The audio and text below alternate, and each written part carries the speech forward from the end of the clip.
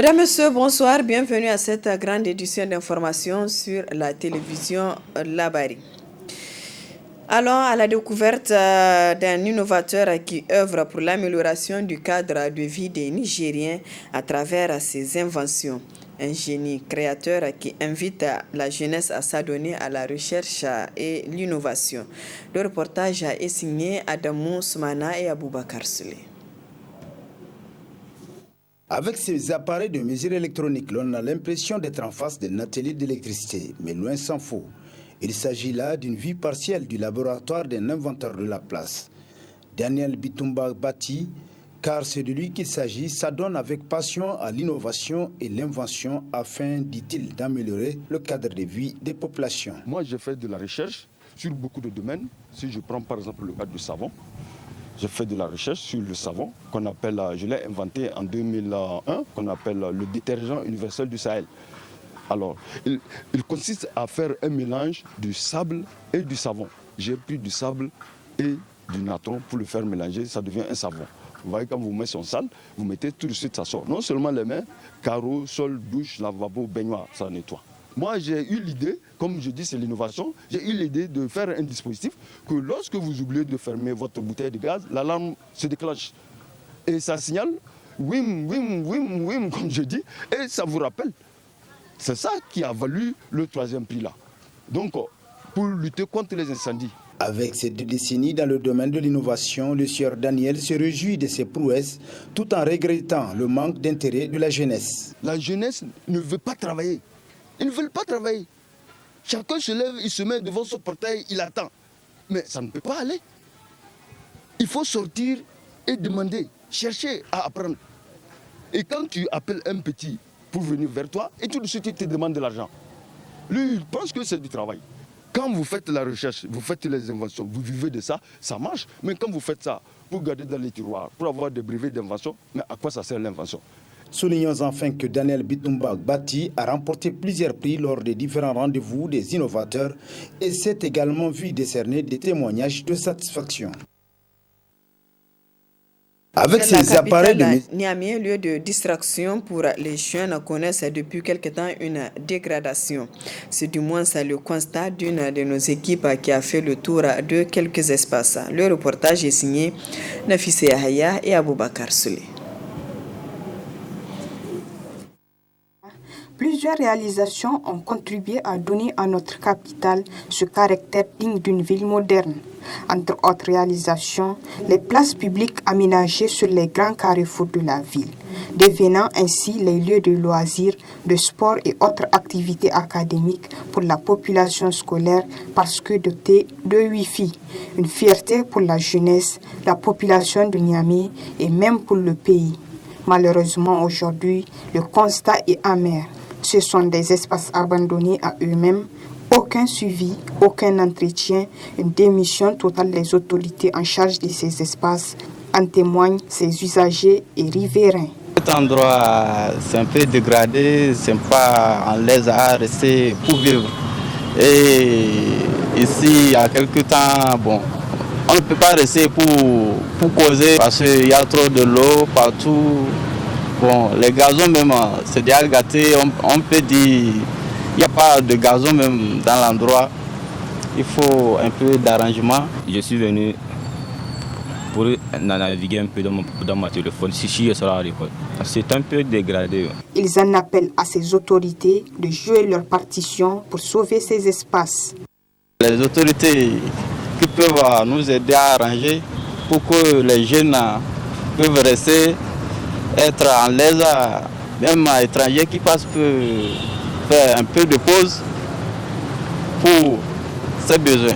Je lance un appel à l'endroit de l'autorité pour qu'on vienne réparer cet endroit. Il est important que ces autorités prennent en compte ces cris de cœur des jeunes pour récupérer ces espaces construits dans le cadre de l'embellissement de notre chère capitale, Niamey. Intéressons-nous à présent au panier de la ménagère où l'un des produits de ce panier a connu une hausse vertigineuse. C'est bien l'oignon. Qu'est-ce qu'explique cette hausse? Élément de réponse dans ce reportage signé Assama Oseidou. L'oignon est une espèce de plante herbacée cultivée depuis longtemps comme plante potagère pour ses bulbes de saveur et d'odeur forte ou pour ses feuilles. En plus de ses goûts, les oignons sont des compagnons incontournables dans tout projet de régime ou de rééquilibrage alimentaire. Aujourd'hui, sur les marchés de la capitale, malgré sa disponibilité, le prix de ce légume a connu une hausse vertigineuse. Un tour au niveau des étalages du marché Haptagui permet de faire ce constat. L'oignon là c'est très cher, mais maintenant le tomate là ça va, il y a du mieux un peu. Maintenant l'oignon là c'est très cher. Avant le tas c'est 1000 francs, mais maintenant c'est le demi-tas 1000 francs. Ça là c'est 1500 et le tas c'est 2000. Il y a les gens qui vont vendre ça 2000 et 1800. Ouais. C'est cher, wallah. L'oignon coûte excessivement cher en ce moment. Ça se vend comme de la viande. Pour s'en procurer, il faut avoir au minimum 500 francs. Même constat au niveau des revendeurs qui nous donnent ces quelques détails. En tout cas, par rapport à la cherté des oignons, je peux dire que les oignons sont un peu chers pour le moment. Avant, on prenait les sacs à 10 000, ça commençait en tout cas 2 mois passés, on prenait les sacs, les petits sacs noirs à 10 000 francs, 12 000. Ça a monté jusqu'à 35 000, 37 000 francs. Maintenant, c'est diminué à 30 000. Alors, donc, nous aussi, les détaillants, on est obligé aussi de le vendre cher pour qu'on puisse gagner quelque chose. Sinon, par rapport au prix, nous, on n'a rien à voir dedans. Nous sommes les détaillants, on s'en va au marché. Le prix qu'on trouve, c'est comme ça on prend pour venir ici au marché, vendre aussi en détail pour qu'on puisse vraiment gagner quelque chose de quoi manger dedans. La tasse, pour le moment, 1750. Voilà, 1750 la tasse. Demi à 1000 francs. Sinon, c'était à 2500 francs. Oui, mais une semaine passée, c'est là que ça a commencé à diminuer un peu. Là, maintenant, on arrive à vendre ça à 1750. Cependant, les consommateurs doivent prendre leur mal en patience en attendant la stabilité du prix de l'oignon, qui pourtant constitue une denrée essentielle dans la composition du panier de la ménagère. Restons encore dans les marchés pour découvrir une forme de commerce. Il s'agit des revendeurs de divers articles plus connus sous le nom de Komi Waranka. Ces revendeurs, souvent ambulants, font le bonheur de la clientèle. Le reportage est signé Safia Moumouni. Ils sont visibles un peu partout dans la ville ou sur place aux alentours des marchés. Ce sont les vendeurs de divers articles communément appelés Komi Ashirin. Autrement dit, tout se vend à 100 francs. Mais dans la pratique, en réalité et tout autre, les prix varient d'un article à un article. Selon ces revendeurs Komi Ashirin, juste une façon d'attirer les clients.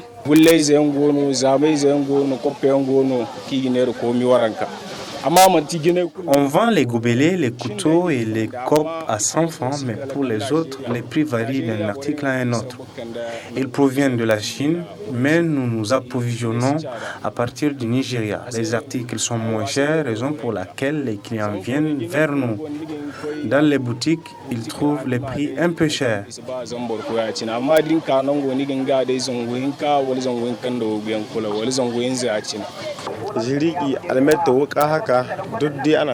Allumettes, coton-tige, cure-dents et d'autres sont vendus à 100 francs. Quand ils entendent dire Komi Ashirin, pour eux, tout se vend à 100 francs car les prix varient d'un produit à un autre.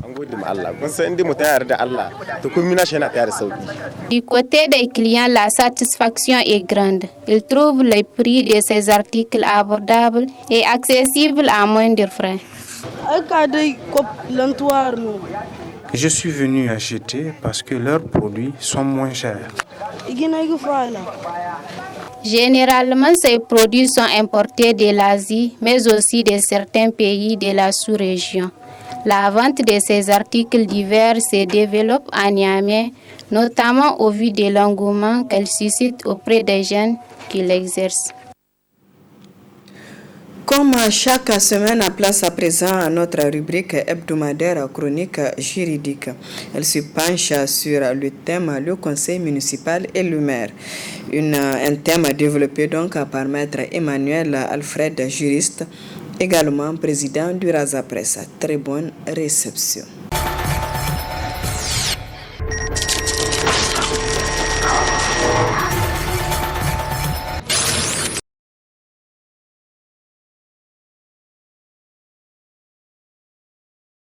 Aujourd'hui, nous allons parler des collectivités territoriales. Nous allons nous référer à la Constitution du 25 novembre 2010. C'est le titre 10 de cette Constitution qui traite des collectivités territoriales. Quand on considère l'article 164 de la Constitution du 25 novembre 2010, il dispose que les collectivités territoriales sont créées par une loi organique. Elles s'administrent librement par des conseils élus. Nous allons également nous référer, en dehors de la Constitution du 25 novembre 2010, à l'ordonnance 2010-54 du 17 septembre 2010 portant Code général des collectivités territoriales. Donc, c'est sur ces deux textes que nous allons nous appesantir pour présenter au public le rôle ou le fonctionnement ainsi que les attributions du conseil municipal et de son organe exécutif qui est le maire. Donc, quand on se réfère à l'article 2 de l'ordonnance 2010-54 du 17 septembre 2010 portant Code général des collectivités territoriales de la République du Niger, alors cet article dispose que les collectivités territoriales sont la commune et la région. Donc nous avons deux types de collectivités territoriales. La commune d'une part et la région. Pour le cas de ce numéro, nous allons nous appesantir sur la commune. Alors, l'article 3 de cette même ordonnance dispose que les collectivités territoriales s'administrent librement par des conseils élus. C'est-à-dire, nous avons un conseil qui assure la gestion de l'entité communale. Maintenant, à la tête de ce conseil, nous avons un organe exécutif qui est le président, en l'occurrence le maire. Ce qui va nous amener à voir aujourd'hui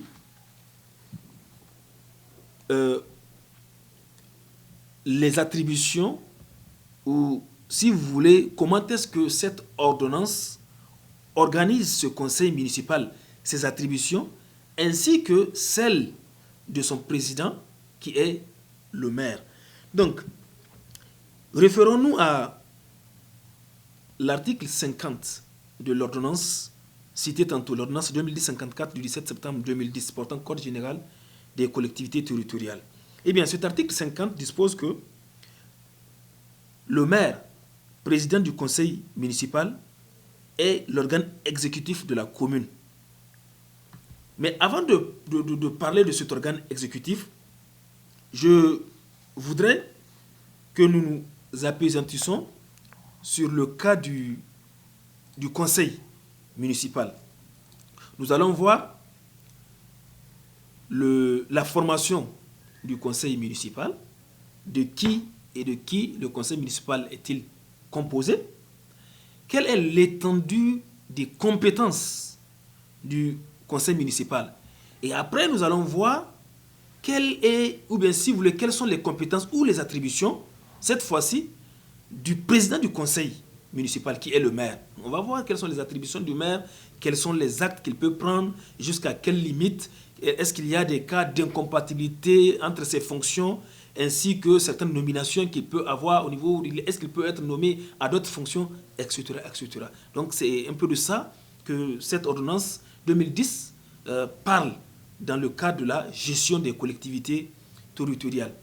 Donc s'agissant du conseil municipal, l'article 23 de l'ordonnance 2010 dispose que le conseil municipal est l'organe délibérant de la commune. La durée de son mandat est de 5 ans. Mais en cas de nécessité, ce mandat peut être prolongé de 6 mois ou plus par décret pris en conseil des ministres. Nous venons de sortir des élections. Vous avez suivi, on a assisté à l'élection des conseillers municipaux.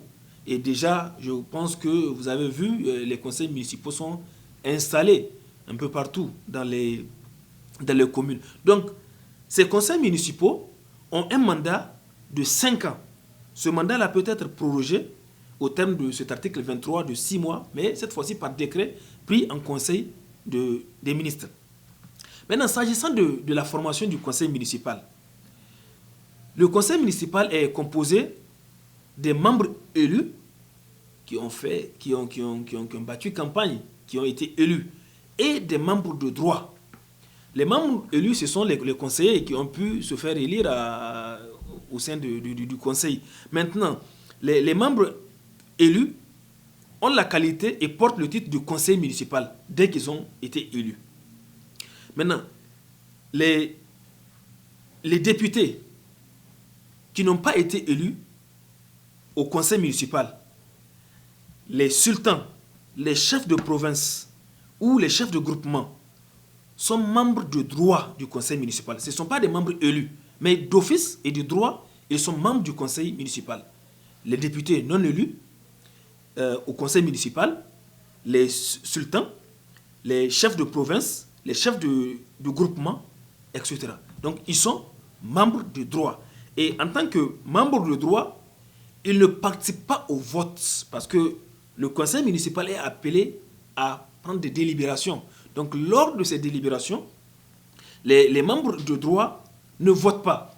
Mais par contre, ils ont une voix consultative. On peut les consulter sur certaines questions. Donc, en cas d'empêchement, le sultan, le chef de province, de canton ou de groupement peut se faire représenter par un des membres de sa cour. Alors, s'agissant à présent des attributions du conseil municipal, l'article 29 de l'ordonnance 2010-54 dispose que le conseil municipal règle par ses délibérations les affaires de la commune. Et à cet effet, il décide des mesures à prendre pour assurer le développement économique, social et culturel de la commune. Maintenant, on va un peu développer et expliquer un peu plus au fond ce qu'on entend par tout ceci. Donc, il exerce des compétences propres et des compétences qui lui sont transférées par l'État. L'État peut transférer des compétences aux communes. Donc, ces compétences-là, ces communes peuvent les exercer librement. Donc, à ce titre, le conseil municipal délibère dans les domaines suivants. Premièrement, sur la politique de développement de la commune.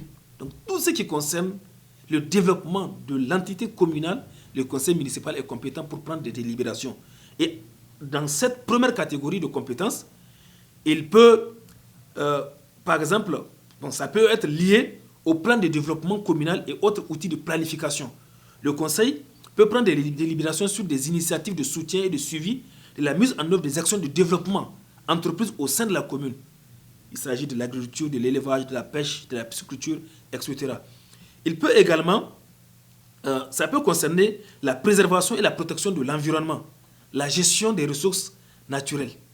Le deuxième grand volet où le conseil municipal peut prendre des délibérations, il s'agit de la création et de la gestion des équipements collectifs, notamment la construction et l'entretien des écoles primaires et maternelles, la construction et l'entretien des centres de formation de l'éducation non formelle, la construction et l'entretien des courants des centres de soins de santé primaires, la construction et l'aménagement et l'entretien des fontaines et puits publics, etc. La réalisation des entretiens et gestion des parcs publics.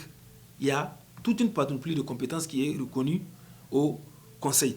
Maintenant, le troisième grand volet, il s'agit de la création des services d'intérêt communal, notamment l'organisation et la gestion des transports urbains, l'aménagement de parkings et aires de stationnement sur la voie publique, l'assistance sociale aux personnes âgées, aux personnes handicapées, aux orphelins, l'appui aux services financiers décentralisés. Là également, les compétences sont énormes. Le quatrième grand volet ou le quatrième grand pilier sur lequel le conseil municipal peut prendre des délibérations, il s'agit de l'hygiène publique et l'assainissement, notamment la collecte et l'évacuation et le traitement des eaux usées et des ordures ménagères, la collecte et l'évacuation des traitements des eaux pluviales, etc., etc. Le cinquième grand pilier, c'est la gestion domaniale et foncière, c'est-à-dire l'aménagement du territoire et l'urbanisme. Donc, le 6e grand volet, c'est la gestion financière de la commune, parce que c'est important. C'est pourquoi la commune a un budget propre pour assurer le fonctionnement. Donc, à ce titre, elle peut prendre des liaisons sur les budgets et comptes, la création des impôts et taxes rémunératoire conformément aux dispositions de la loi des finances, la fixation des taux des impôts et des taxes, n'est-ce pas, dans le cadre de leurs actions. Donc, vous voyez en somme, la commune a tout un volet de compétences où elle peut, ou bien c'est-à-dire le conseil municipal peut prendre des délibérations. Donc, voilà un peu ce que nous pouvons dire sur ces attributions du conseil municipal. Et nous le rappelons, déjà nous avons précisé que le conseil, là, il a un mandat de 5 ans et que ce mandat peut être prorogé de 6 mois par décret pris en conseil des ministres. Maintenant, dans quelles conditions le mandat du conseiller peut prendre fin? Le mandat du conseiller, au terme de l'article 38, peut prendre fin soit par décès, en cas de démission volontaire, ou de la démission d'office, ou en cas de révocation.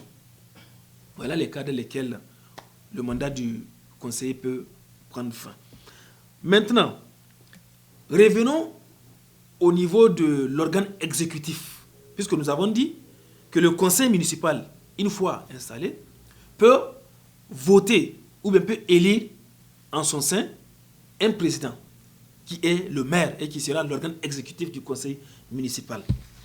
Donc, s'agissant du maire, l'article 50 précisé, ou bien cité tantôt, dispose que le maire, président du conseil municipal, est l'organe exécutif de la commune. Donc, le nombre, il est assisté d'un ou de 2 adjoints selon la taille de la commune. Le nombre d'adjoints au maire est fixé à 1 pour les communes dont la taille du conseil varie de 11 à 15 sièges inclus et à 2 adjoints pour la commune dont la taille est de 16 à plus. Maintenant, s'agissant de l'élection du maire, l'article 54 dispose que le maire et le ou les adjoints sont élus par le conseil municipal en son sein. C'est important de le préciser.